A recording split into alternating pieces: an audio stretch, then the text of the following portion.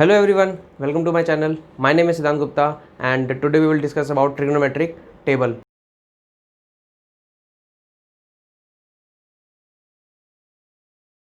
Last time हमने जो discuss किया था उसके अंदर हमने बेसिक्स ऑफ ट्रिग्नोमेट्री पढ़े थे, तो इस टाइम हम डिस्कस करेंगे ट्रिग्नोमेट्री की टेबल से रिलेटेड कुछ वैल्यूज़. सो हमारे पास क्लास 10th के अंदर 0, 30, 45, 60 एंड 90 ये बेसिक 5 वैल्यूज़ हैं. इससे आगे भी होती हैं बट वो 11th के अंदर जैसे लेवल हाई होगा ट्रिग्नोमेट्री का वैसे वैसे आएगा.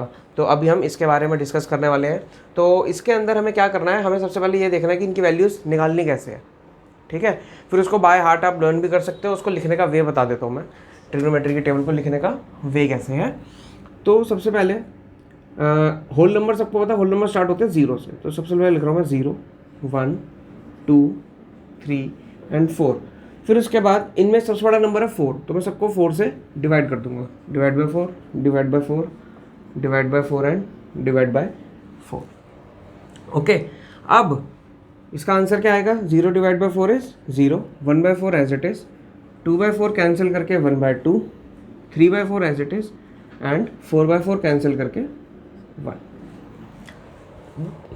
क्लियर? सो इसके बाद करना क्या है हमें, बेसिकली जो हमारे ये आंसर्स आए हैं इनके हमें स्क्वायर रूट निकालने हैं. स्क्वायर रूट निकालने के बाद जो मेरा फाइनल आंसर आएगा वो मेरी साइन की वैल्यू होगी. तो मैं इन सबके रूट निकाल रहा हूँ. इनके रूट निकाल लेते हैं. अब इनके रूट कैसे निकलेंगे देखो, simple. Root 0, square root of 0 is 0. तो मेरे साइन 0 डिग्री की वैल्यू हो गई 0. फिर 1 बाय 4 का रूट, 1 बाय 4 का रूट मीन्स 1 का रूट इज़ 1 एंड 4 का रूट इज़ 2. तो मेरा साइन 30 हो गया 1 बाय 2. फिर यहाँ पे आ जाते हैं साइन 45. साइन 45 की वैल्यू 1 का रूट 1 एंड 2 का रूट 2. एज इट इज़ लिख दो, कुछ नहीं छेड़ना. तो ये आ गया 1 बाय रूट 2. फिर साइन 60, साइन 60 होता है रूट 3 बाय 3 का हो गया रूट 3 और 4 का हो गया 2 and last sine 90 is root 1 is 1. अगर साइन की पता चल गई, जैसे ही साइन की टेबल कंप्लीट होती है हम सबकी टेबल लिख सकते हैं. आपको सिर्फ साइन का याद करने की इंपॉर्टेंट है मेन, उसी से आप पूरा टेबल लिख सकते हो. कैसे? साइन लिख लिया, साइन का रिवर्स कर दो कॉज है, मतलब कि cos 0 वही है जो साइन 90 है 1. ऐसे cos 60 वही है जो साइन cos 30 वो है जो साइन 60 है रूट 3 बाय 2. आप इसको कॉम्प्लीमेंट्री एंगल्स की फॉर्म में भी याद रख सकते हो. साइन 0 का कॉम्प्लीमेंट्री एंगल 90, तो साइन 90 वाली वैल्यू लिख दी. देन फिर cos 30 लिखना है ना, तो cos 30 लिखने के लिए 30 का कॉम्प्लीमेंट्री एंगल, कॉम्प्लीमेंट्री होते हैं जिनका सम 90 होता है. 30 का कॉम्प्लीमेंट्री 60, तो साइन 60 इज रूट 3 बाय 2 लिख दिया. फिर 45 को कॉम्प्लीमेंट्री 45 ही होता है, तो इसलिए ये दोनों वैल्यूज सेम होती हैं. फिर उसके बाद cos 60 लिखने के लिए 60 का कॉम्प्लीमेंट्री है 30, तो 30 की वैल्यू है 1 बाय 2 यहाँ लिख दी. एंड लास्ट 90 का कॉम्प्लीमेंट्री 0 होता है, तो साइन cos 90 0 हो गया. ओके, इसके बाद एक चीज़ याद रखनी है कि जो साइन की वैल्यू है, as the angle increases the value increases. Sine के अंदर इंक्रीजिंग ऑर्डर में पहले 0, फिर उससे बड़ा, फिर उससे बड़ा, फिर उससे बड़ा, फिर सबसे बड़ा 90 पे 1. उसके बाद कॉस के अंदर क्या है, वैल्यू डिक्रीजेस. जैसी एंगल की वैल्यू इंक्रीज होती है कॉस की वैल्यू डिक्रीज होनी शुरू हो जाती है. तो कॉस 0 हाईएस्ट है, कॉस 90 लोएस्ट है. क्लियर? ये क्वेश्चन ट्रू फॉल्स में पूछा जा सकता है, एनसीईआरटी में भी है ट्रू फॉल्स के अंदर. सो tan, अब tan की वैल्यू कैसे निकलती है? tan की वैल्यू निकलती है साइन अपॉन कॉस करके. ये याद रखना है, tan की वैल्यू निकलेगी साइन अपॉन कॉस करके.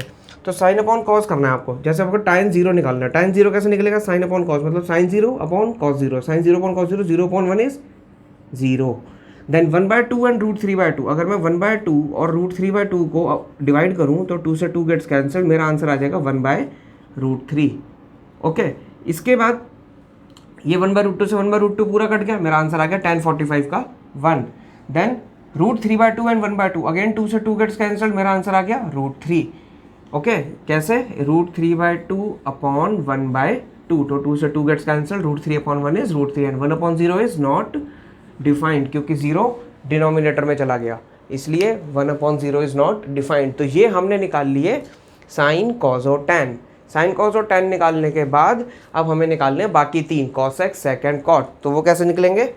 बहुत ईजी है, इसको इरेज कर रहा हूँ. देखो कॉसेक, बेसिक ट्रिग्नोमेट्रिक की जो वीडियो थी उसके अंदर बता दिया था कि कॉसेक साइन का रेसिप्रोकल होता है। तो अगर मैं कॉसेक 0 लिखना है तो उसमें साइन के वैल्यूज का रेसिप्रोकल करता जाऊंगा, मेरा आंसर आता जाएगा। 0 का reciprocal is not defined, not defined का रेसिप्रोकल इज 0 एंड 1 का रेसिप्रोकल इज 1। तो साइन 0, 0 का रेसिप्रोकल नॉट डिफाइंड, तो cosec 0 is not defined. Sine 30 होता है 1/2, तो कॉसेक 30 हो जाएगा 1/2 का रेसिप्रोकल 2।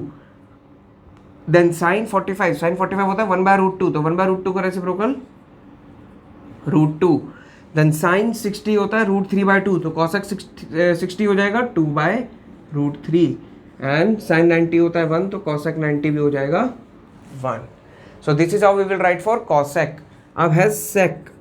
अब सेक लिखने के लिए क्या करेंगे? सेक लिखने के लिए हम कॉस का रेसिप्रोकल करेंगे, और एक और काम कर सकते हैं, या तो कॉस के रेसिप्रोकल कर दो, या फिर जैसे हमने साइन का रिवर्स करके लिखा था कॉसेक का रिवर्स करके लिख दो, बात एक ही है, दोनों से आंसर सेम आएगा। भी चेक कर लेते हैं। 1 का रेसिप्रोकल 1, 2/√3, √2, 2 एंड 0 का रेसिप्रोकल नॉट डिफाइंड। तो अब चेक करो, जो कॉसेक 90 था वो सेक 0 है 1, फिर 2/√3, फिर √2 अपनी जगह, फिर 2, देन नॉट डिफाइंड, ऐसे आ जाएगा। ठीक है, लास्ट इज कॉट। अब कॉट क्या है? टैन का रेसिप्रोकल। कॉट है टैन का रेसिप्रोकल, वो कैसे निकलेगा?